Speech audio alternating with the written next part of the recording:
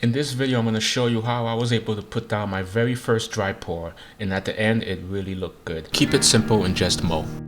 Now, I'll be honest with you, I was very new to the process. I've never done this before, and the information that I got online was from the channel Cajun Country Living, and I'll link that channel right here.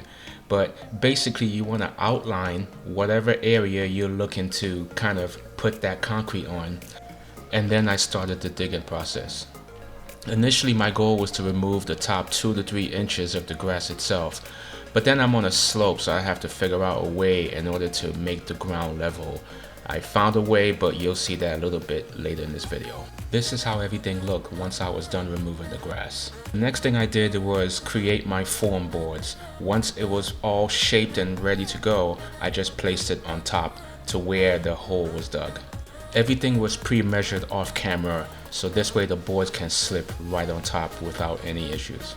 In order to try to make the ground level, I added cinder blocks on the far right side where there's a little bit of a slope.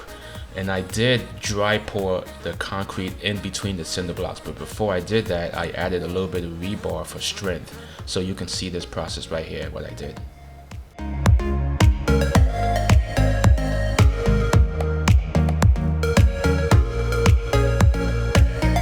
The next thing I did was added gravel. I found it to be much more cost effective to go with gravel because I'm dealing with a slope. I have to add the gravel, or at least a little bit more gravel on the sloped end. So after I did that, I tamped it down with a tamper.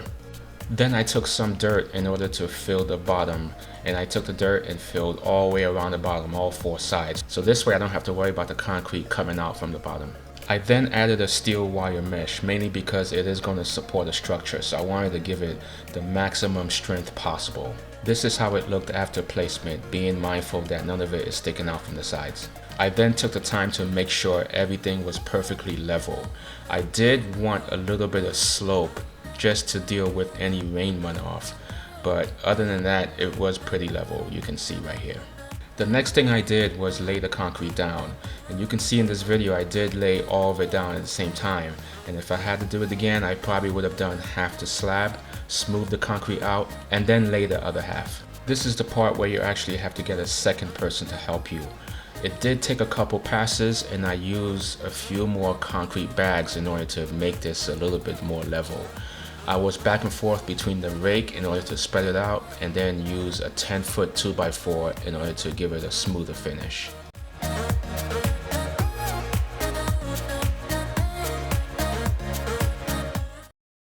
After everything was smoothed out, I did use a hose on a light mist setting. I did this roughly about 3 or 4 times, and then I did one heavy shower before I called it a night. The next morning I came out and did a few more showers, separated by about 35 to 45 minutes in between each showers.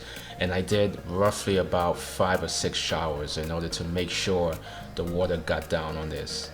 On the channel, Cajun Country Living guys did definitely use a brush, a paint roller brush, in order to smooth out the concrete.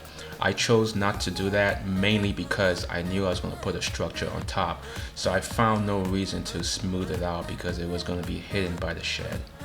Just to give you a little bit of specs on the project, this is roughly an 8.5 by 8.5 concrete slab at 4 inches.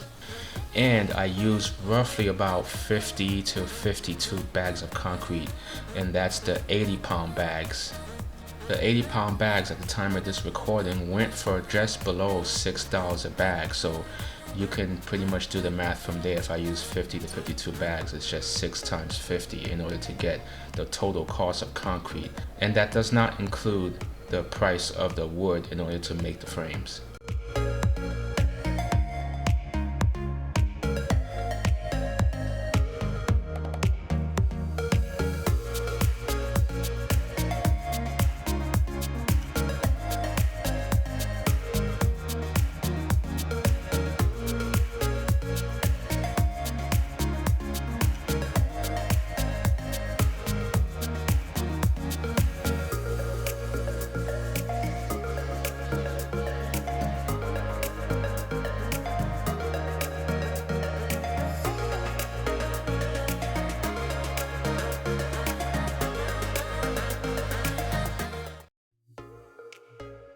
What really helped the process out is that it rained roughly about 2 to 3 days later, and it rained for about a day. I made sure not to do anything to this for at least 3 weeks. I know it's a little bit of overkill, but I waited 3 weeks because I wanted to reduce the chances of any type of chipping or cracking as I removed the boards. This is where I wanted to be extra careful in removing the boards. You can see I'm really taking my time. I did not want to speed this process up, so you can see how slow I'm going. I'm removing a little bit at a time. I'm unscrewing the boards, and then once they were unscrewed, I was able to pry them out. But when you do pry them out, you want to pry them out very slowly. Don't rush the process. You don't want to risk chipping or cracking anything as you're pulling the boards out.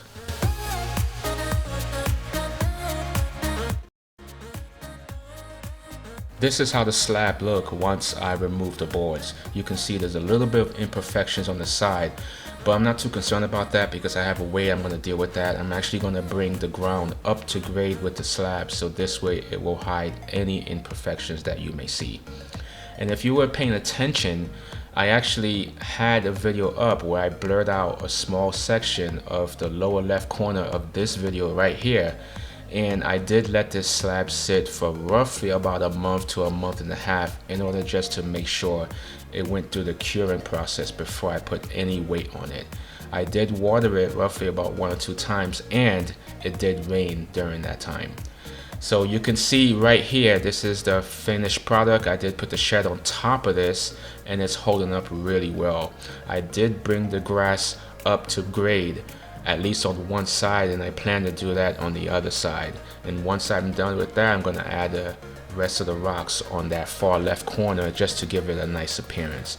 But overall, I'm pretty happy with the way this turned out, and it was really cost effective in order to do this. I just took my time and made sure I added a little bit of the wire mesh in order to give it added strength. Here's another view of this right here, and I'm just loving it. I have extra room in this shed. I can add anything I want, but doing a dry pour is super easy. You can definitely look forward to update videos to see how this holds up over time.